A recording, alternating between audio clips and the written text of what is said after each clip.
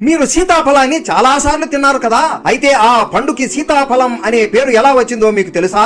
వనవాస సమయంలో ఒక రోజు రాముల వారికి విపరీతమైన ఆకలి వేస్తుంది. సీతాదేవి ఇంట్లో ఎంత వెతికినా తినడానికి ఏమీ ఉండదు. సీతారాముడు ఇద్దరు తినడానికి ఏమైనా దొరుకుతుందేమోనని వెతుకుతూ అడవిలో తిరుగుతూ ఉంటారు. కానీ వాళ్ళకి ఏమీ కనబడదు. సీతాదేవి బాధపడుతూ అటు ఇటు దృష్టి పెట్టగా ఒక విచిత్రమైన చెట్టు కనబడుతుంది. ఆ చెట్టుకి విచిత్రమైన పళ్ళు ఉంటాయి. పండుని కోసి మొదటిగా సీతాదేవి కొంచెం తిని, స్వామి ఇది చాలా బాగుంది, చాలా తీయగా ఉంది అని రాముడికి ఇస్తుంది. రాములు వారు ఆ పండుని తిని, ఆహా ఓహో ఏమి రుచి, సీత ఈ పండుని కొంచెం తినగానే నా ఆకలి మొత్తం తీరిపోయింది. సీత ఈ పండుతో అయితే నువ్వు నా ఆకలి తీర్చావు. ఇక నుండి ఈ ఫలాన్ని సీతాఫలం అని అంటారు అని రాముడు చెబుతాడు. వాళ్ళ చేతులతోనే ఎన్నో సీతాఫలాల చెట్లని రాముడు సీత ఇంటి దగ్గర నాటుకున్నారు. 14 ఏళ్ల వనవాసంలో ప్రతి రోజు ఈ సీతాఫలాన్ని తినేవారు. ఎంతమందికి ఈ విషయం తెలుసు? సీతారాముడు తిన్న ఈ సీతాఫలాన్ని మీరు ఎప్పుడైనా తిన్నారా? కామెంట్ చేసి